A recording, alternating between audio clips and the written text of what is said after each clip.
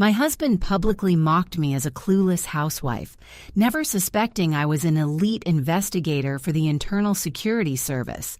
While he laughed at my little observations, I was secretly dismantling his organized scheme and securing evidence that would send him away for a huge term. The air in the Grand Astoria ballroom was thick with the scent of expensive perfume, aged scotch, and the kind of unspoken ambition that could choke a person. It was the night of the decade, the 10th anniversary celebration for our CEO, Elias Thorne. Everyone who was anyone in the city was there, draped in silk and dripping in diamonds. And then there was me.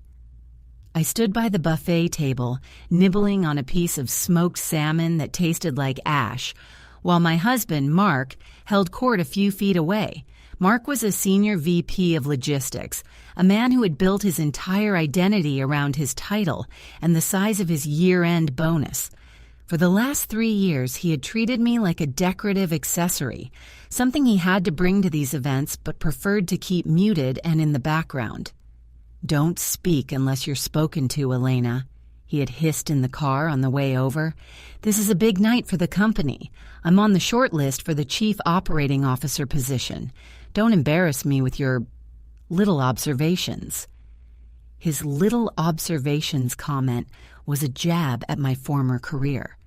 Before I retired to support his climb up the corporate ladder, I'd been a senior analyst. He thought I spent my days now shopping and gardening. He had no idea that for the last 6 months, I'd been working as a deep cover consultant for the Internal Security Service. I wasn't just his wife tonight, I was a hunter. Mark was currently laughing with a group of board members, his face flushed with arrogance. I walked over to join them, hoping to catch a glimpse of the man he was speaking to, Julian Vane, the head of distribution.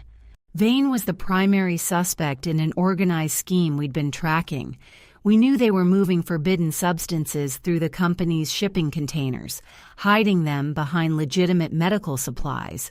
It was a massive operation, a network that reached deep into the heart of the firm.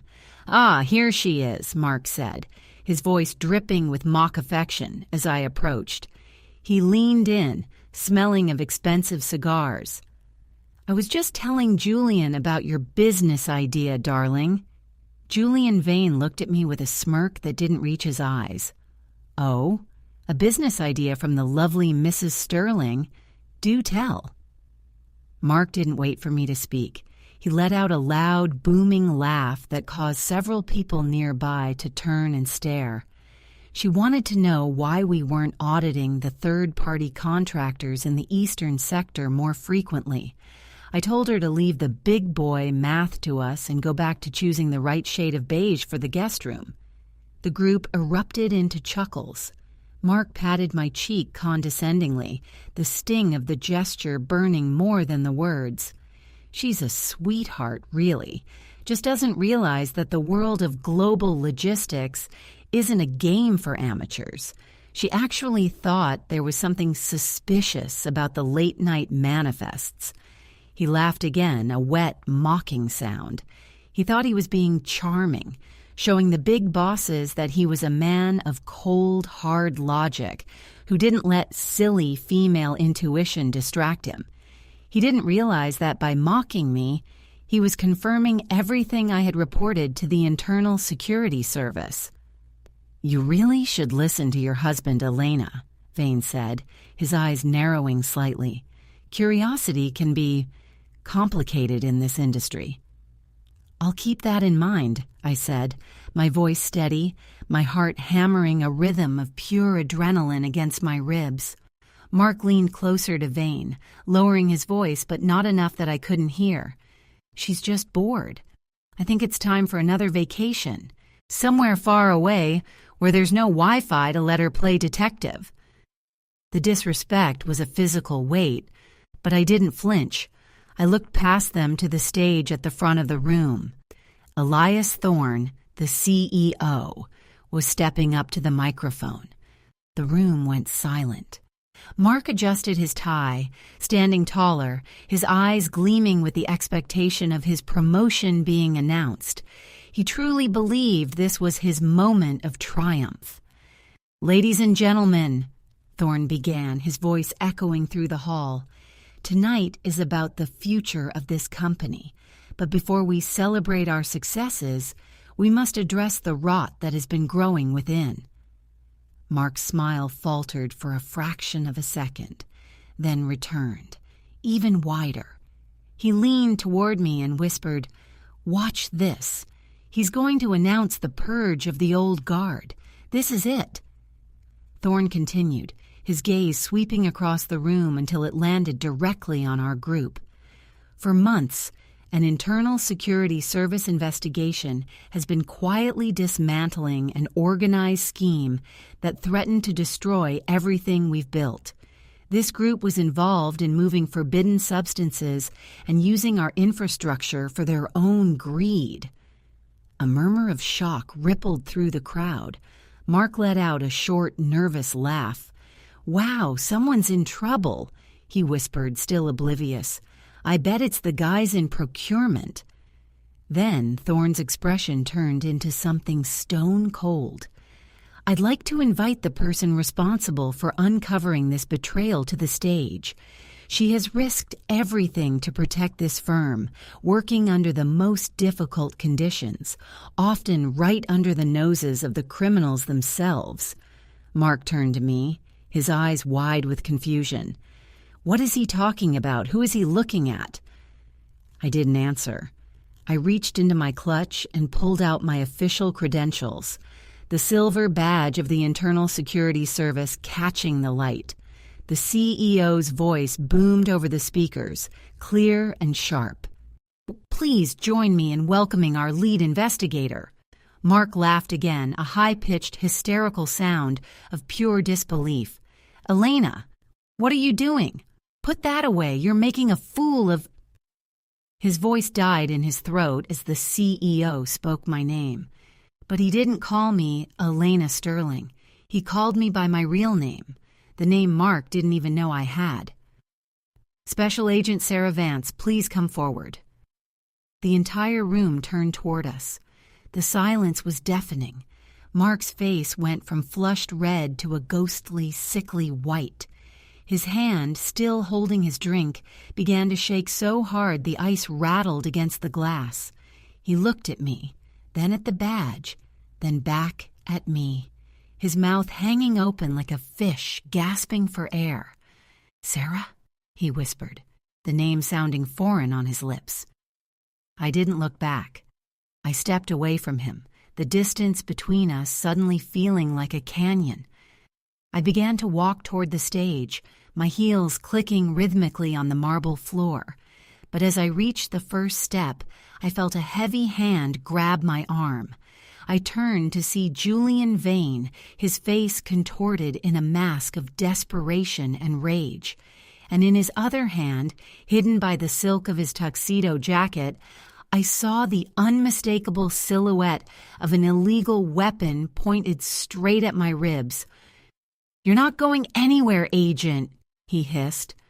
The cold, hard pressure of the illegal weapon against my ribs was a jarring contrast to the soft orchestral music still playing in the background. Julian Vane's face was a mask of calculated fury.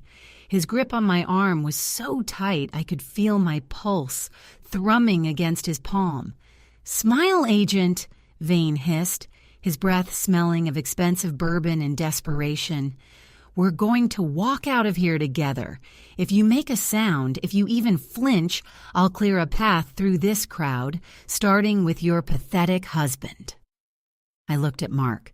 He was still frozen, his drink spilled across his silk lapel, looking like a man who had just seen a ghost. For years I had lived with this man, shared a bed with him, and endured his mockery, all while building a case against the very people he called his mentors. I had seen him ignore the red flags I'd planted, watched him sign off on shipping manifests that were clearly fraudulent, all because he was too blinded by his own vanity to see the truth. But seeing him now, broken and terrified, didn't give me the satisfaction I expected. It just felt like another piece of the job. "The room is surrounded, Julian," I said, my voice low and steady, a sharp contrast to the panic rising in the ballroom as guests began to realize something was wrong. "My team is in the kitchen, the valet parking, and the security booth. There is no way out of this hotel for you." "We'll see about that," Vane replied. He started to back us away from the stage, keeping me between him and the rest of the room. Elias Thorne, the CEO, remained remarkably calm at the podium. He didn't call for help. He didn't run. He simply watched with the detached interest of a scientist observing an experiment. That should have been my first warning. "Let her go, Julian," Thorne said, his voice amplified by the microphone, echoing with a strange, chilling authority. "The game is over. The internal verification process is complete. We have the logs, we have the records of the packages with the substances, and we have your signatures." "You have nothing!" Vane yelled, his composure finally cracking. "You needed the distribution network. You needed me to move the product." The crowd was in a full panic now. People were ducking under tables, the clatter of silverware and breaking glass punctuating the air. Mark finally moved, but instead of coming toward me or running for the exit, he stumbled toward Thorne. "Elias, I didn't know," Mark cried out, his voice cracking. "I just thought we were bypassing some taxes. I didn't know about the radicals or the substances. You have to believe me." I felt a surge of disgust. Even now, Mark was trying to negotiate his way out of a disaster he had helped facilitate through his own greed and arrogance. "Shut up, Mark," I snapped, my eyes never leaving the security guards I knew were closing in from the perimeter. "You knew enough. You saw the discrepancies and you looked the other way because Vane promised you a seat at the big table." Vane yanked me harder, dragging me toward a service exit. "Move!" he barked at the guests in our path. As we neared the heavy velvet curtains that led to the kitchens, the lights in the Grand Astoria flickered and then died, plunging the entire ballroom into absolute darkness. Screams erupted, a cacophony of terror that filled the void. In the pitch black, I felt Vane's grip loosen for a split second. This was my opening. I slammed my elbow back into his solar plexus and twisted out of his grasp, reaching for the small emergency light on my belt. But before I could click it on, a heavy gloved hand clamped over my mouth and I was hoisted off my feet. The darkness wasn't accidental, it was a tactical blackout. I fought back using every ounce of my training, but my attacker was professional, moving with a precision that didn't match Julian Vane's frantic energy. I was dragged through the curtains and into the service hallway. When the emergency lights finally hummed to life, casting a sickly red glow over the corridor, I wasn't looking at Julian Vane. He was lying on the floor a few feet away, unconscious or dead, I couldn't tell. Standing over me was a man in a tactical vest, his face obscured by a mask. But it wasn't the uniform of the Internal Security Service. There were no badges, no insignias. "Target secured," the man whispered into a comms unit. I looked past him toward the ballroom doors, which were being chained shut from the outside. Through the small glass window, I saw Mark standing in the middle of the darkened room, his face illuminated by the glow of a tablet he was holding. He wasn't crying anymore. He wasn't shaking. He looked toward the door, caught my eye through the glass, and did something that chilled my blood more than Vane's weapon ever could. He smiled, a slow, predatory grin, and raised the tablet to show me the screen. It wasn't a corporate spreadsheet. It was a live feed of the Internal Security Service headquarters, and the building was currently being engulfed in flames. "You really should have checked the guest room beige one more time, Sarah." His voice came through my own earpiece, hijacked and clear. "You weren't the only one undercover." The man in the tactical vest didn't expect me to move so fast. He thought I was just a desk analyst with a badge, but I had spent years in the field before I ever met Mark. As he turned to communicate with his team, I drove my heel into his instep and followed with a palm strike to his chin that snapped his head back. Before he could recover, I swept his legs and sent him crashing into a service trolley. I didn't wait to see if he'd get up. I sprinted toward the control room behind the ballroom stage. My mind was racing, replaying every moment of the last 3 years, the clumsy spills of wine on my notes, the accidental deletion of files on our home computer. It hadn't been incompetence or chauvinism. It had been sabotage. Mark had been monitoring me the entire time, leading me down a trail of breadcrumbs that led straight to Julian Vane, while he operated the real organized scheme from the shadows. I burst into the security hub. 2 more men in unmarked gear were there, but they were already on the floor, unconscious. Standing over them was Elias Thorne, holding a heavy iron fire extinguisher. He looked at me, his tuxedo shirt torn, his expression grim. "The feed is a loop, Agent Vance," Thorne said, pointing to the monitors. "Your headquarters isn't burning. It's a deep fake transmission sent to your earpiece and that tablet. He wanted to break you before he finished this." "Where is he?" I asked, my voice like cold steel. "He's heading for the roof. He has a private transport waiting," Thorne replied. "He thinks the blackout gave him enough cover to vanish with the encryption keys for the entire distribution network." I didn't need to hear more. I took the back stairs, 3 at a time, my lungs burning. I reached the helipad just as the rotors of a sleek black helicopter began to whine. The wind whipped my hair across my face as I stepped out into the night air. Mark was there, standing by the open door of the craft, clutching a titanium briefcase. When he saw me, he didn't look afraid. He looked disappointed. "You always were too stubborn for your own good, Sarah," he shouted over the roar of the engines. "I gave you a perfect life. I gave you safety. All you had to do was be the wife I needed." "The wife you needed was a cover, Mark," I yelled back, stepping closer. "You didn't want a partner. You wanted a shield. You used my reputation in the service to keep internal checks away from your projects." Mark laughed, that same mocking sound I had heard in the ballroom, but now it was devoid of any warmth. "And it worked for years. But Julian got greedy and you got too close. I had to let him take the fall tonight. But you? I couldn't let you just walk away." He reached into his coat, but I was faster. I didn't have my service weapon, but I had the tactical flare I'd pulled from the guard downstairs. I fired it not at him, but at the helicopter's intake. The bright magnesium flare sparked a surge of fire, and the pilot immediately aborted the takeoff, the engine coughing and dying. Mark stumbled back, the briefcase slipping from his hand. I was on him in seconds. We hit the asphalt hard. He fought with a desperate, ugly strength, but I wasn't fighting for a promotion or a bonus. I was fighting for the 3 years of my life he had stolen.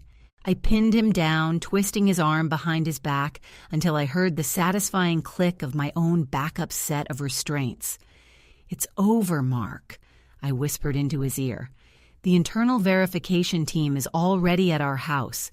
They found the floor safe behind the beige wallpaper you were so fond of, the one you thought I never noticed." His face hit the cold concrete. "How?" he wheezed. "I checked your trackers every day." "I knew about the trackers since our honeymoon, Mark. I just let you think they were working while I used a second clean line to run my own investigation." I stood up, smoothing my torn dress. "You laughed at me for being an amateur, but an amateur wouldn't have seen through a snake like you." Minutes later, the roof was swarming with actual Internal Security Service agents, the real ones. They led Mark away in silence, his arrogant smirk finally gone, replaced by the hollow stare of a man facing a huge term in a maximum security facility for his role in the organized scheme and possession of illegal weapons. Elias Thorne joined me on the roof, looking out at the city lights. "What now, Agent Vance?" I looked down at the wedding ring on my finger, then pulled it off and let it drop into the darkness of the ventilation shaft. "Now," I said, feeling the weight of the last 3 years finally lift, "I think it's time for a real promotion." I walked away from the wreckage of my marriage and toward the flashing blue lights of justice, finally stepping out of the shadows and into the person I was always meant to be. The mockings were over. The real work was just beginning.